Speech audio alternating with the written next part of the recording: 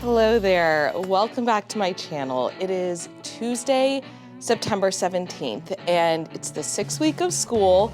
Yesterday was a fairly normal day. I got a little bit of lesson planning done. I have about 2 out of 5 of my lessons for next week ready to go. I felt like I was in a groove. Like you and the newsman had a groove going. I was able to get grading done. I got planning done. I stayed up to date on emails. And so I was reflecting on what is helping me get to this point where I now feel like my head is above water. We are transitioning from surviving to thriving. And I realized there are a couple of hacks that I have discovered this year, but also old hacks that I have brought back from years past when I first started teaching that have just made my life so much easier. So I wanted to share 10 of my all-time favorite hacks for teachers with you. Now, just to set expectations, none of these hacks are revolutionary by any means, although I feel like that's the definition of a hack, right? It's something very minimal that has a maximum impact, and these are all things that either I have started doing this year or have done in years past. I'm gonna share about 5 of each that I feel like are simple enough that anyone can do them, and they've made a really big difference. So we're gonna jump into it with the very first hack, and that is a way to open tabs quickly. Because if there's one thing teachers have in common besides, only getting to use the bathroom once a day, always feeling exhausted and never having enough time, is the fact that they typically have so many tabs to open on their computer. Now, there are a lot of different ways you can open up tabs at once. You can set your tabs to automatically open up when you open Google Chrome, so setting your startup browser tabs. I actually have a full video with 10 Google Chrome hacks for teachers that I will link down below. But what I've been doing a little bit differently this year is actually placing the tabs I plan to use that day and that week into a folder on my bookmarks bar. So here's what that looks like. Now, I've showed this before. On my bookmarks bar, I actually utilize just icons rather than the full text so I can fit more items on the bookmarks bar.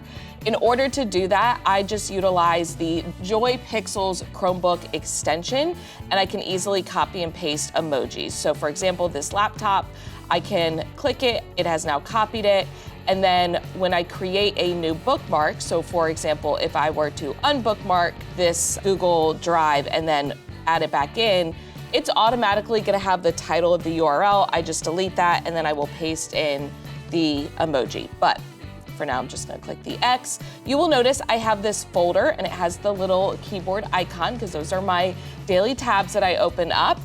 And once I click on that folder, you'll see some of the different files and websites and things that I have linked. Right now, I just have 2 as an example. What I love about doing this is I can then right-click on that folder and choose Open All. And it's going to open all of the tabs in that folder. So what I really like to do is link each different Google Slides document or file that I'm gonna need to teach that day. So let me quickly show you how to create a folder. It's very simple. All you need to do is right-click up here in your bookmarks bar, choose Add Folder. You're gonna give it a name, so you can either title it like Daily, or if you want to use those emojis, you can paste those in. You're gonna click Save.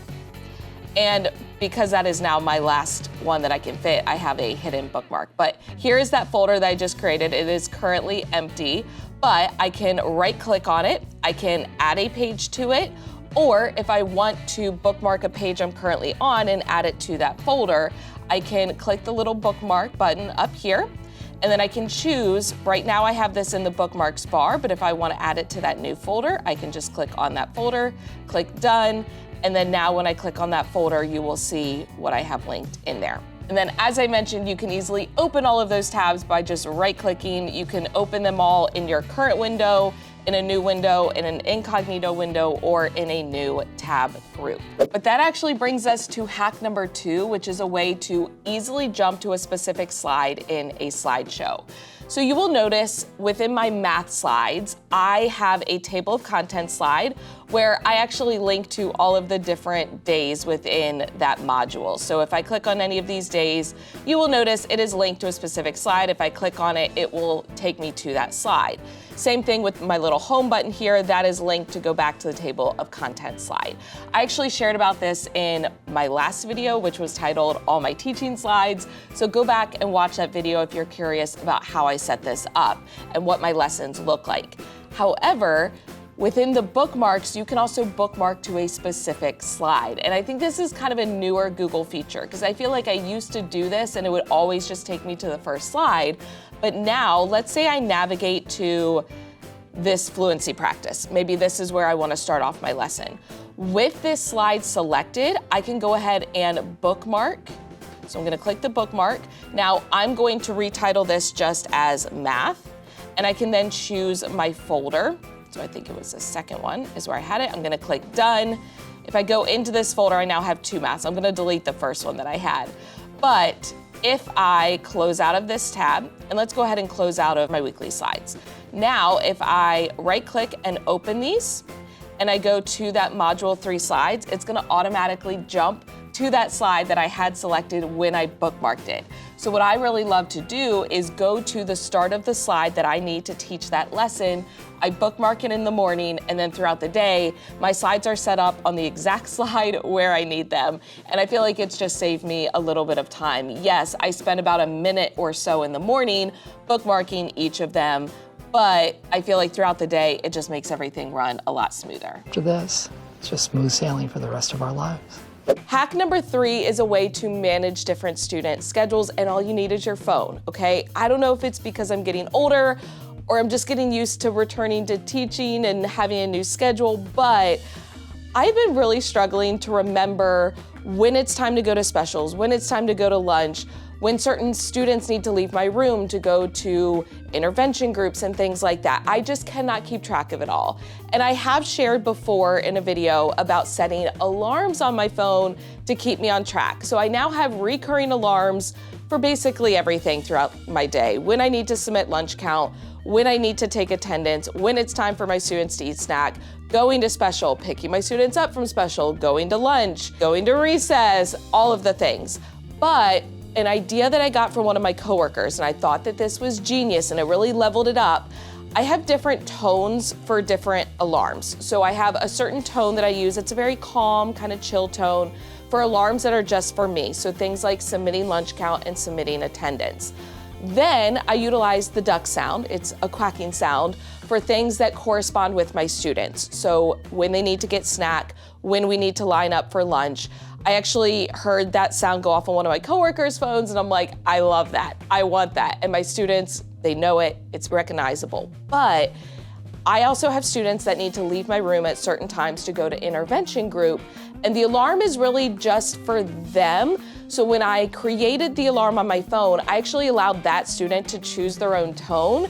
That way they know that, hey, that's my sound. When I hear that sound, I need to go to group. And I feel like it's a really easy way to help yourself, but also to be able to help your students to stay on track, and it's personalized to them. So set those recurring alarms on your phone. Mine are all set to go off Monday through Friday. Now, granted, if we don't have school on one of those days, I might have alarms going off on my phone all day, but otherwise, I turn them on, they stay on all the time, and then having those personalized alarms for different students to help them stay on track with their schedules, I feel like has finally made me not late or miss anything, which is kind of a miracle.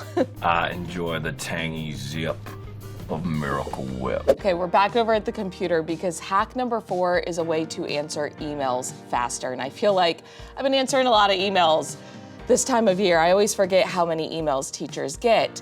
So I've talked about email templates before, but I've really been leaning into it this year. First, if you're not familiar with email templates, I'm gonna show you within Gmail. I'm sure there are ways in other email service providers, but you're gonna have to Google it because I'm just showing you Gmail. First, you have to make sure that you have templates enabled in your settings. So click on the settings gear, see all settings, choose advanced, and then next to templates, make sure it says enable. From there, you can draft an email. So I can click on compose, And whatever you want the subject line to be when you utilize this email template, go ahead and put that in the subject line. So for example, good news from Mrs. Emerson. And if I want to, I can even add in emojis, so I could add in like the little confetti popper. Okay. Now, because this is going to get inserted above my typical email signature, I actually delete my email signature whenever I create templates. From there, I'm gonna draft out the template. So hello and happy, and I'm gonna put a question mark, because if it's a Tuesday, I might send a Tuesday. If it's Friday, I'm gonna put Friday. Then I'm gonna go ahead and write out the email. I just wanted to reach out to you to brag about so-and-so for a second, because, and then I'm gonna continue on with the email. Once I have it fully drafted, I'm gonna click the 3 dots down here, go to templates and choose all the way down to the bottom, save draft as template, and scroll all the way down again, save as new template. Of course, you can override a previous template if you would like, choose save. And then when I'm composing a new email, so for example, compose, all I have to do is click the 3 dots again, go to templates, choose that one that I created, and it's gonna automatically populate it above my email signature. Now, I have a set of 5 free email templates available on my website for download. I will link them down below for you. But in terms of this year, some of the specific email templates I have been using, I have one for our weekly newsletter. So as a 4th grade team, every week we send out a weekly email to our parents to keep them up to date on what we're doing in the classroom. And we follow the same structure every week. So I actually have the bare bones as a template. So all I have to do is copy and paste the information into that template and it's ready to be sent. Everything is formatted the way I wanted, like bolded, and I have emojis added, all of that fun stuff. I also have one for reaching out to families about my Golden Emerson. So when a student gets my Golden Emerson Award on a Friday, I then send their parents or family members an email to let them know. And it just kind of highlights what they did really well that week, gives the parents information on what it means to be the Golden Emerson, and it's really easy because all I have to do is put in their name, type out a sentence about what they did great that week, and it's ready to send. The other email templates I've been creating surround students and giving directions for things. For example, I've had quite a few students who are needing to be out for an extended period of time for traveling or for medical reasons, and that means I have to get all of their work ready and I have to explain to the families how to access certain assignments online. So when I created the first email like that, I saved it as a template. That way, if a student is going to be out for an extended period of time, all I have to do is insert in that template. I can list out the assignments they need to complete, but I already have directions on how to access Google Classroom, how to access iReady, which is like our digital math personalized instruction that we utilize, how to access our online science textbook. Within these templates, I have hyperlinks set up to the different websites. I have screenshots that I included because when you save a template, it also saves links and images. So I always tell myself, put in the work now, make it the best email you've ever sent, save it as a template, and then in the future, it only takes a few seconds to throw together. So even though I've utilized email templates for a really long time, I feel like I've upped my game this year with, in the moment, if I'm sending an email, if I know that it's going to be an email I'm gonna utilize more than once, I go ahead and make the best version of it, save it as a template, and that way it's ready to go. And my future self has been thanking me. And then this last new hack that I literally just discovered this week, I have to thank y'all for, because I shared a How I Meal Prep as a Teacher video. If you missed it, I will link it for you. But I talked about how I utilize cauliflower rice and then veggies, ground turkey, and sweet chili sauce to prep my lunches for the week. It's very simple. Now, in the video, I was using canned green beans. That was my hack for saving time because I got tired of steaming microwavable, like frozen veggie bags, because I also had to microwave the cauliflower rice. Thank you to those of you in the comments who were like, Michelle, I don't think you need to like steam the cauliflower rice in the microwave. You can just put it in frozen, and then when you heat it up to eat it, you'll be good to go. So I tried that this week.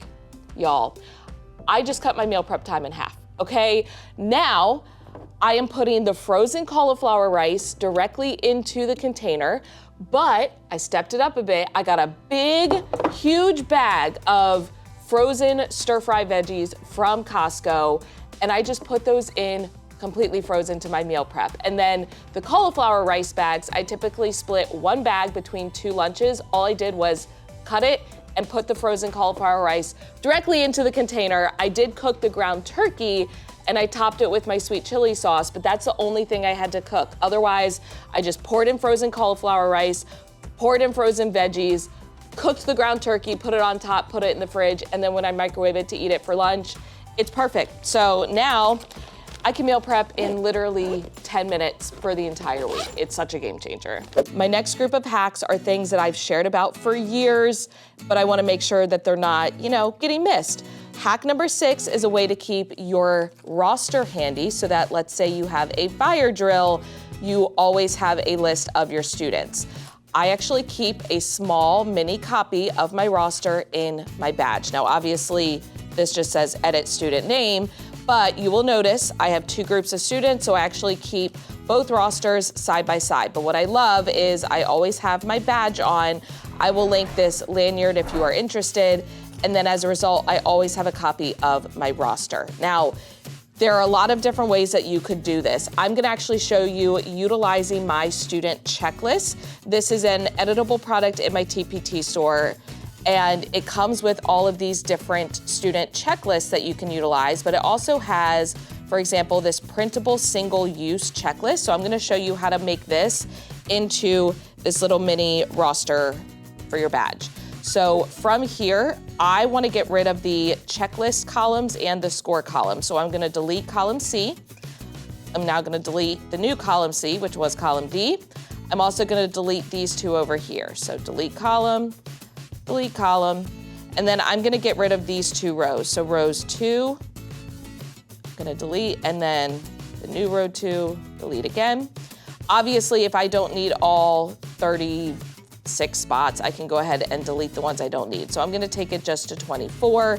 So I'm gonna select this row, I'm gonna hold down Shift and select the bottom row. Boop. It's gonna select all the rows in between. I'm gonna right click, delete them. And then I can even shrink this column C, so I might resize it to be size like 10 pixels. Click OK. Now from there, I can edit my class name. So for example, if I have morning, it's gonna automatically populate that to the other column, but I can always overwrite it. So I can then just type in afternoon. And obviously I would fill in my student names, although this is set up to automatically fill them in from the roster. So if I type in a student name here, it will automatically populate here. But if you have 2 different groups of students, as I mentioned, you can override it. Now, you just want to print it so that it's a small size. I recommend kind of measuring like your badge holder, but if you have one of those very typical badge holders that looks like this, now I'm gonna show you how to print this. So you're gonna click on the print button. I choose portrait, and then under scale, I'm gonna choose custom number, and I'm gonna type in 50%. It's gonna shrink it down to this small size. And then under formatting, I'm just gonna check to not show grid lines so that it looks a little bit cleaner. Once I print that out, I typically will laminate it just so it's easier to go ahead and slide into the badge holder, but it fits perfectly in there. Sometimes I will also go through and laminate certain student names. So if I have students that leave for different services, I will highlight their name in my badge just so I know like, hey, they may not be with me at that time. Hack number 7 is a way to save time grading. Now, I actually have a video with 13 different grading hacks for teachers. I will link it for you down below. It's an old video. It's from 2019, so bear with me, but go check that out if you're interested in more. But something simple I've been doing this year as I have created these like independent graded assignments. I just create this in Google Slides. Up at the top, I go ahead and put a box for the score. So I put the total number of points as well as the conversion to 100, because when we enter it in the grade book, we enter it out of 100 points. And it just makes it so much easier because it's less that I have to write. Plus, when I share this with my team teacher, then it's super clear how many points it is. And then when I make the answer key, I also put the number of points next to each question. But if you are not the one actually creating these, like I'm able to do this because I created it from scratch. If that's not the case, you could always find a spot on the page and go ahead and write, out of 10, out of 12, out of 15 before you make the copies. And then that way it will be on all of them when you actually utilize it. Hopefully that made sense. And then hack number 8 is a way to quickly create student groups. I've shared about this website before, but it is truly one of my favorites. It is called Flippity. It's completely free. You're just gonna go to flippity.net, which I will link for you down in the description. They actually have a ton of different free templates for games and interactive activities you can do with your students. But my favorite is the random name picker. From here, you're just gonna click on instructions, and you can quickly just copy and paste a list of names or even just a list of options and generate a spinner wheel. But you also have the option to create a Google Sheets template. So all you have to do is scroll down. You're gonna click where it says make a copy of this template. Go ahead and click make a copy. From here, you're gonna type in your student roster. So you'll notice it kind of gives you some different periods and things. We're just gonna utilize this first one. It already has some fake names in there, but obviously you would fill those in with your actual class. You can give it a title. So for example, I might say morning math and science. There we go. Then you can just click where it says click here. That's gonna take you to the actual wheel. So all of those names are now here. You can spin it. And I'm gonna turn off my sound because that's very annoying. It will automatically select a student, but across the top, you also have these tabs.